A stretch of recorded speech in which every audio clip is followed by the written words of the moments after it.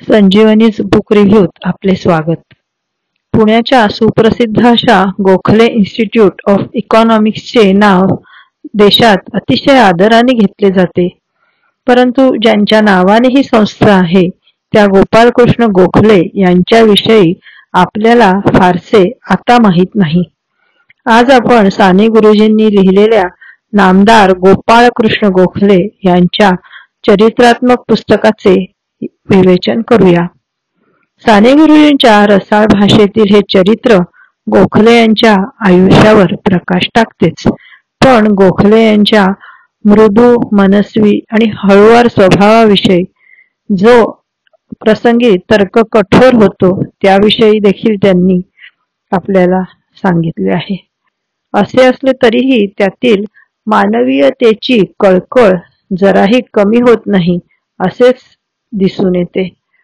आज जो देश आपल्याला दिसतो त्याच्या जडणघडणीत अनेक नेत्यांचा वाटा आहे. गोखले हे त्यातील एक प्रमुख नेते. गोखले यांची भाषा, स्वभाव, वक्तृत्व सारेच साधे आणि सौम्य असायचे. त्यामुळेच की काय त्यांच्या पश्चात त्यांच्या कार्याचे म्हणावे तसे मूल्यमापन झाले नसावे. आजही देशाच्या राजकारणात सनसनाटी, घोषणाबाजी अशा चमकदार गोष्टींना महत्त्व आहे असे दिसते. त्यावेळीही अशाच गलबल्यात गोखले यांचे अर्थशास्त्रावरील आधारित अभ्यासपूर्ण कामाचे महत्त्व लोकांच्या लक्षात आले नाही आणि आजही येत नाही, हे दुर्दैव. टिळक आणि गोखले यांच्यात वाद होता. त्यात गोखले यांचे कार्य काहीसे झाकोळले गेले, तरीही त्यांच्या काउन्सिलमधील कार्याला तोड नाही असेच म्हणावे लागेल. गोपाळकृष्ण अवघ्या 11 वर्षांचे तेव्हा वडिलांचे छत्र हरवले. थोरला भाऊ गोविंद तोही 15 वर्षांचा. घराची सर्व जबाबदारी स्वतःच्या शिरावर घेतो. त्यांची वहिनी अतिशय प्रेमळ. दिराच्या शिक्षणासाठी तिने आपले दागिने गहाण टाकले. गोपाळकृष्ण यांनी ते दागिने सोडवण्यासाठी अनेक उद्योग केले. ते काटकसरीने राहत स्वतःची प्रगती करतात आणि वयाच्या 15व्या वर्षी मॅट्रिक तर 18व्या वर्षी BA पास होतात. न्यू इंग्लिश स्कूलमध्ये ते नोकरी करत आणि त्यांना 35 रुपये महिना पगार मिळे. मग त्यांनी मित्रांसोबत पब्लिक सर्व्हिसचे क्लासेस चालवले, म्हणजे अलीकडे UPSCचे असतात ना तसे, आणि त्यामुळे मग त्यांना अजून 30 रुपये मिळत असत. त्यातून त्यांनी आपल्या वहिनीचे दागिने सोडवले. ते एकीकडे कायद्याचे शिक्षण घेऊ लागले. पुलंनी गमतीने त्यांचा उल्लेख त्यांच्या एका पुस्तकात यांच्याविषयी केला आहे. तो काय आहे? पुलं म्हणतात, गोखल्यांचे अंकगणित याच गोखल्यांनी लिहिले होते हे कळल्यावर पुढच्या सगळ्या पिढ्या गोपाळकृष्ण गोखल्यांना सोडून गांधीजींच्या मागे का गेल्या हे कळते. या पुस्तकाची कहाणी पण तितकीच अद्भुत आहे. गोपाळकृष्ण गोखले यांनी अंकगणिताचे हे पुस्तक 1886 आणि 87 मध्ये लिहिले. त्यावेळी ते अवघे 21 वर्षांचे होते. शालेय विद्यार्थ्यांना उपयोगी पडेल म्हणून त्यांनी हे पुस्तक लिहिले. खुद्द टिळक, निष्णात गणिती, त्यांनी गोपाळकृष्ण गोखले यांनी हे पुस्तक छापावे असा आग्रह धरला आणि मग मॅकमिलन कंपनीने या पुस्तकाचा हिंदुस्थानभर प्रसार केला आणि त्याबद्दल त्यांना दरमहा मॅकमिलनकडून तब्बल 125 रुपये मिळत असे. आजच्या काळात त्याची किंमत किती प्रचंड असेल ह्याचा अंदाज आता आपल्यालाच लावावा लागेल. अगदी आत्तापर्यंत 1975 सालपर्यंत जुन्या 11वी मॅट्रिकच्या शिक्षण पद्धतीत या पुस्तकाचा समावेश होता. माझी बहीण देखील याच गोपाळकृष्ण गोखले यांच्या अंकगणिताचे पुस्तक शिकून 11वी पास झाली. आजच्यासारखे नळ सोडून धो धो पाण्यासारखे मार्क मग त्यावेळेस मिळत नव्हते आणि भल्या भल्यांची त्यावेळी हे गणित आणि ह्या गणिताची पुस्तक विकेट घेत असे. न्यू इंग्लिश स्कूलमधल्या नोकरीमधून ते टिळक, आगरकर आणि रानडे यांच्या सहवासात गोखले येतात. आणि इथे त्यांच्यात देशप्रेमाची भावना निर्माण होते. पुढे ते फर्ग्युसन कॉलेजात शिक्षकाचा पेशा स्वीकारतात. कॉलेजसाठी देणगी गोळा करतात आणि टिळक आणि आगरकर यांच्या वादात त्यांचा कल आगरकरांकडे असतो. रानडे यांना ते गुरुस्थानी मानतात. स्वतःला देशाच्या कार्यात झोकून देतात. ब्रिटिश कायदे काउन्सिलचे सदस्य होतात. मात्र ह्यामागे लोकांचे हित साधायचे हीच इच्छा असे. ब्रिटिश सरकारने अर्थसंकल्प मांडला की त्यावर सडकून टीका गोपालकृष्ण गोखले करत. हे भाषण इतके सडेतोड असे की त्यावर सरकारला तोंडच उघडता येत नसे. अंदाजपत्रकावरील पहिले भाषण 1902च्या मार्चमध्ये त्यांनी केले. महात्मा गांधी यांनी जो मिठाचा सत्याग्रह केला त्याची पार्श्वभूमी 1890च्या या तुटीच्या अर्थसंकल्पात आहे. कारण कर्झनच्या काळातच मिठासारख्या अत्यावश्यक वस्तूंवर कर लादला गेला होता आणि त्यावर गोपाळकृष्ण गोखले यांनी टीका केली होती. प्रत्येक अर्थसंकल्पीय भाषणात ते आपल्या मनातील विचार ओकून टाकत, जेणेकरून जरी सरकारला पाझर फुटला नाही तरी आपली रयत राजकीयदृष्ट्या साक्षर होईल अशी आशा त्यांना असे.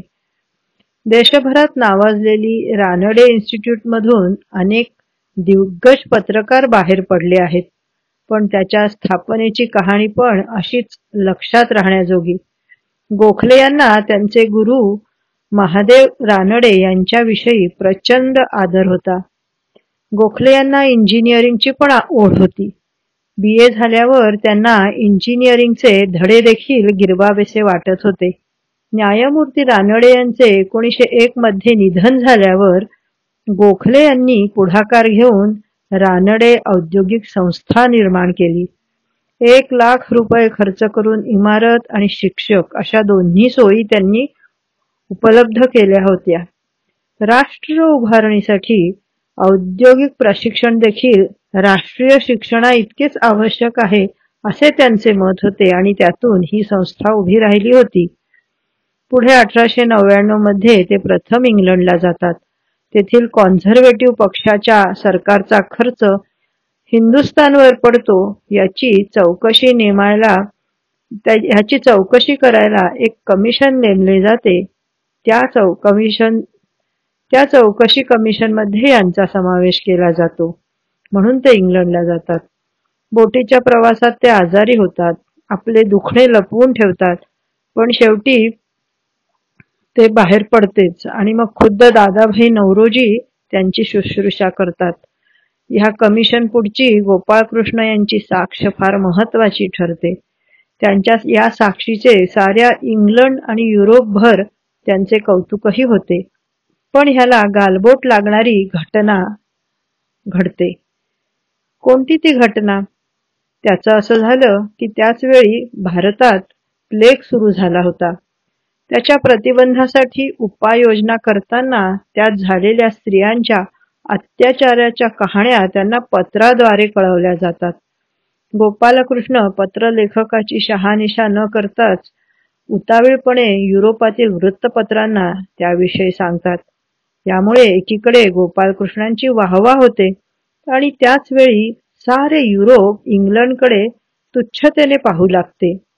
मग अर्थातच इंग्लंडचे सरकार हिंदुस्थानच्या सरकारला चौकशीचे आदेश देते. दुर्दैवाने त्यात कोणतेही तथ्य नसल्याचा अहवाल येतो, कारण कोणीच साक्षीला पुढे येत नाही. गोपालकृष्णांवर सडकून टीका होते. भरीसभर म्हणून त्यांना जी पत्र मिळालेली असतात त्याचे पत्रलेखक आपले नाव जाहीर न करण्याची विनंती त्यांना करतो. इकडे आड आणि तिकडे विहीर. शेवटी त्यांचे गुरु न्यायमूर्ती श्री रानडे त्यांना क्षमा मागायला सांगतात आणि मग काँग्रेसच्या सभेत त्यांच्या ह्या आधीच्या अनमोल कामगिरीचे मग मोल माती समान होते.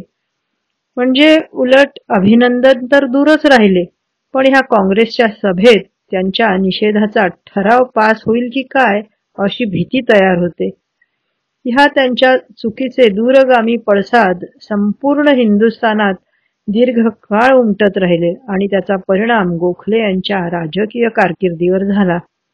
पुढच्या 8 वर्षात मग हळूहळू हा सगळा मानापमान धुवून निघाला आणि मग इतका की बनारसच्या काँग्रेसच्या सभेला लोक गोखलेच अध्यक्ष हवेत म्हणून अडून बसले. म्हणजे गोखले यांची आता महती तुम्हाला कळली असेल. अगदी कर्दनकाळ कर्झन तो देखील गोखले यांच्या थोडक्यात पण मुद्देसूद मांडणी करण्याच्या पद्धतीवर आणि भारदस्तपणा ह्या गुणांवर लुब्ध होता. गोखले यांच्या सूचनेवरूनच त्यानं मिठाचा कर जो 1903 साली मणाला 2.5 रुपये होता तो 1904 मध्ये 2 रुपये म्हणजे 8 आण्यांनी कमी केला. त्या काळी त्या 8 आण्याची भरपूर किंमत होती. आणि इकडे गोखले यांनी बनारसच्या राष्ट्रीय सभेच्या अध्यक्षीय भाषणात लॉर्ड कर्झनची तुलना औरंगजेबाशी करण्यात देखील काडीचीही कसूर केली नाही की ते घाबरले नाहीत. प्राप्तिकराची मर्यादा 500 वरून 1000 वर नेण्यासाठी देखील गोखले यांनी आग्रह धरला होता. काही वेळा हे पुस्तक वाचताना हसू येते. हसू येते ते अशासाठी की आपण इतिहासात आहोत की वर्तमानात हे कळेनासे होते. आता हाच नमुना पहा गोखले यांच्या टीकेचा. गुरुजी लिहितात म्हणजे साने गुरुजी लिहितात, गोखल्यांनी आपल्या भाषणात कार्यकारी काउन्सिलला कायदे काउन्सिलपेक्षा जास्त अधिकार हवेत असे म्हटले. कारण हिंदुस्थानात सर्वच नवलाई. वास्तविक कायदे काउन्सिल जे ठराव पास करील त्याची अंमलबजावणी कार्यकारी काउन्सिलने करायची. पण प्रत्यक्षात कार्यकारी काउन्सिलला गरज भासली की त्यांनी कायदे काउन्सिलला बिल आणायला सांगायचे आणि ते योग्यच आहे असे समजून सदैव पास व्हायचेच. गोखले यांनी या दोन्ही काउन्सिलला त्यामुळेच एक फार्स आहे असे म्हटले. बंगालच्या फाळणीचा ठराव पास करताना त्याला फक्त सरकारी सभासद हजर राहतील अशी देखील सरकारतर्फे काळजी घेण्यात आली. आता मोदी सरकारच्या दुसऱ्या कार्यकाळात असेच विरोधी खासदारांना निलंबित करून सोयीचे कायदे पास करून घेतले होते. त्याची हमखास येथे आठवण होते. साने गुरुजींनी गोखल्यांची तळमळ यथार्थ शब्दात वर्णन केली आहे. ते लिहितात, गोपाळरावांची महत्वाकांक्षा जबर आणि ते आपल्या मनातील कल्पनाही मोठ्या मांडत. परंतु हे कितपत शक्य आहे हे त्यांना मागाहून कळे. भारत सेवक समाज स्थापन करतानाही त्यांची आधी अशी बरीच गल्लत झाली. बंगालच्या फाळणीच्या विरोधात त्यांनी आधीच रागावलेल्या बंगाली लोकांना त्यांचा राग विधायक कारणांकडे वळविण्यास सांगितले. ते त्यांना सल्ला देतात, let's cripple them once and all so that they shall be incapable ever of riding. शालेय अभ्यासामुळे आपल्याला जहाल मवाळ गटांविषयी ढोबळ कल्पना असते. पुस्तकात ह्याचेच साने गुरुजींनी अनेक पदर उलगडून दाखवलेत. अर्थात टिळक प्रभृतींचा जहाल गटाकडे ओढा तर कथानायक गोखले मवाळ गटातले.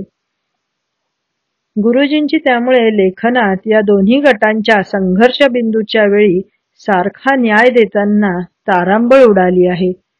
हिंदू मुस्लिम यांनी आपले सर्व मतभेद विसरून एकत्र यावे यासाठी गोखले यांनी कळकळीचे प्रयत्न केले. त्यामुळेच अलीगडला त्यांचे जंगी स्वागत झाले.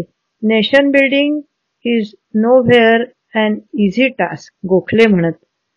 टिळकांचं राजकारण घणाघाती होतं असं म्हटलं जातं, तर गांधी यांचं सर्वसमावेशक होतं असं म्हटलं जातं. गोपाळकृष्ण यांचा भर आर्थिक घडामोडी आणि आकडेवारींवर आधारित राजकारण असं दिसतं. त्यांनी लष्करात फक्त आंग्ल पुत्रांना दाखल करण्याच्या सरकारच्या धोरणाचा खरपूस समाचार घेतला. शेतकऱ्यांकडून जुलमाने अन्याय शेतसारा वसूलण्याच्या चुकीच्या धोरणावर हल्ला चढवला. स्वतंत्र भारतात तुटीच्या अर्थसंकल्पाचं आपल्याला काही वाटेनासं झालं आहे. पण गोखल्यांनी त्यावेळी शिलकीच्या अंदाजपत्रकाला लक्ष्य करीत त्यावेळच्या प्रशासनाला बेजबाबदार म्हणत पैसा खुळखुळू लागताच अधिकारी अजून बेजबाबदार होतील अशी भीती व्यक्त केली होती असं साने गुरुजींनी लिहिलेलं दिसतंय. पुस्तकाचा रोख बराचसा नेमस्त विरुद्ध जहाल असा दिसतो. सुरत काँग्रेसनंतर टिळकांना 6 वर्ष शिक्षा झाल्यावर राष्ट्रीय पक्षाची म्हणजेच काँग्रेस पक्षाची पिछेहाट झाली आणि गोखले यांच्या प्रागतिक पक्षाचा विस्तार झाला असं म्हटलं आहे. हे चरित्रलेखन परिपूर्ण आहे असं म्हणायला तरी देखील वाव आहे, कारण गुरुजी गोखल्यांच्याबद्दल नुसतंच गोडगोड लिहित नाहीत, ते प्रसंगी टीका करत चुकाही दाखवतात. गुरुजींनी गोखल्यांच्या चुका अशा दाखवून दिल्या आहेत. त्यांनी प्रेस बिलाला समर्थन दिले ही त्यांची मोठी चूक झाली होती असंही गुरुजी लिहितात. टिळकांना शिक्षा झाली तेव्हा गोखले हिंदुस्थानची बाजू इंग्लंडमध्ये मांडत होते, पण तेथे टिळकांना शिक्षा झाल्याबद्दल जी निषेधाची सभा झाली त्या सभेला गोखले गेले नाहीत. ह्यामुळे गुरुजी गोखल्यांवर टीकाही करतात.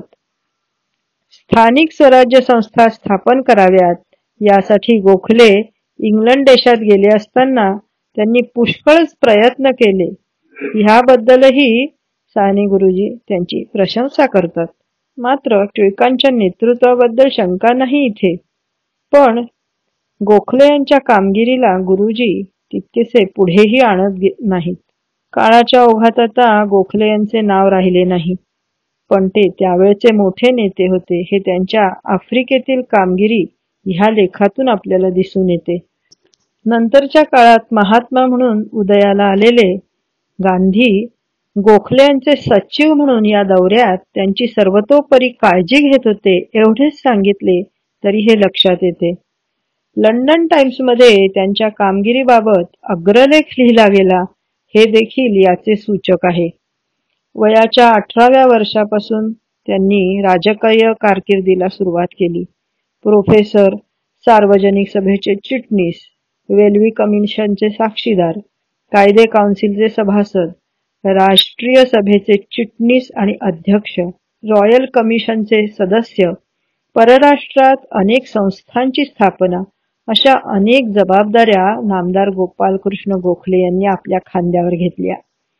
वयाच्या अवघ्या 49व्या वर्षी त्यामुळे अतिश्रमाने त्यांचे निधन झाले. आता ह्या सर्व विवेचनाचा शेवट वृद्ध अशा प्रसंगाने करते. गोखल्यांना कायम हिंदू मुस्लिम दुहीने घेरलेले असे. त्यांना त्याबद्दल खंत असे. सरोजिनी नायडू यांच्याशी बोलताना ते नेहमी या बाबतीत चिंता व्यक्त करत. देशासाठी हे असे दुहीचे वातावरण निकोप नाही असे या दोघांनाही मनापासून वाटे. एका चर्चेदरम्यान ते सरोजिनींना म्हणाले की तुम्ही कवी आहात, त्यामुळे येत्या 5-10 वर्षात हिंदू मुस्लिम ऐक्य होईल अशी आशा तुम्ही करता, पण हे तुमच्या माझ्या हयातीत होणार नाही. गोखले बरेच आजारी झाल्यानंतर काही काळाने सरोजिनी नायडूंनी मुस्लिम लीगच्या सभेत सुंदर भाषण करून मुस्लिमांची मने पालटली आणि ही बातमी ऐकल्यावर ज्या गोखल्यांना अशक्तपणामुळे एक जिनाही चढवत नसे किंवा एक पाऊलही टाकवत नसे ते भराभर जिना चढून वर माडीवर गेले. पुढे अतिश्रमाने डॉक्टरांनी आराम करा नाहीतर फार तर 3 वर्षे जगाल हा सल्ला दिला.